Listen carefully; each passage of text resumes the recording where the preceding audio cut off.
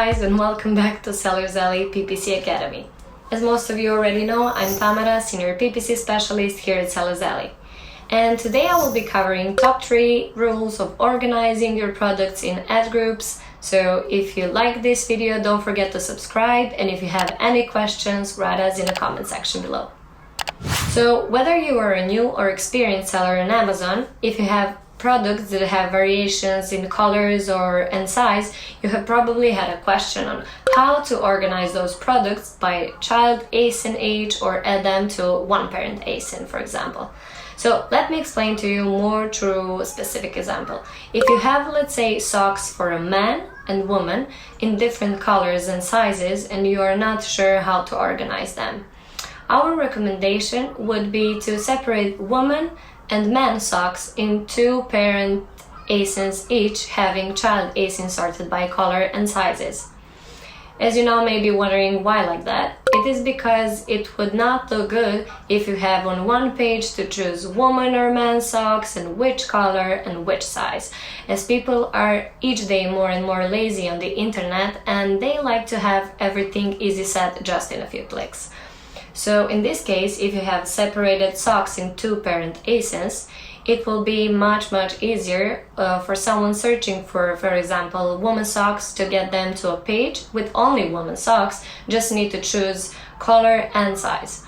Also, for you as a seller, you will have all comments and ratings for every color and size of that product on the same page. And of course, that is good for your product, as it will have much more chance to be sold. So now let me make this as a top 3 rules on how to organize your products in ad groups. In PPC, it is really important to not overload your campaigns and ad groups. So I will take the same example to explain this much better. The ideal scenario would be to separate all socks in 2 portfolios, woman and man, and then create campaigns by color, for example. In each campaign, put all the sizes in one ad group. That way you will have a much better view on how each color is selling, and at the same time all the ratings and comments for women's socks for all colors will be on one product page on Amazon. So what are the top 3 rules of organizing your products in ad groups actually? First one is to group your products into logical categories, giving each of these categories its own campaign with an ad group for each SKU. Second would be to never overload your ad groups, as not every product in it will have a chance to show and sell every time. The third is to have in mind that these are not strict rules, of course, and you always need to have A/B test things and see what are the best options for your product and each SKU. And if something is not working, pause it and then test other options.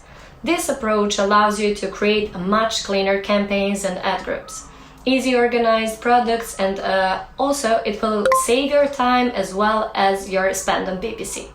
So I hope you like this video about top 3 rules of organizing your products in ad groups, and if you have any questions, write us in the comment section below, and don't forget to subscribe to our YouTube channel and follow us on other social media platforms. Thank you guys for watching us, and see you again next time.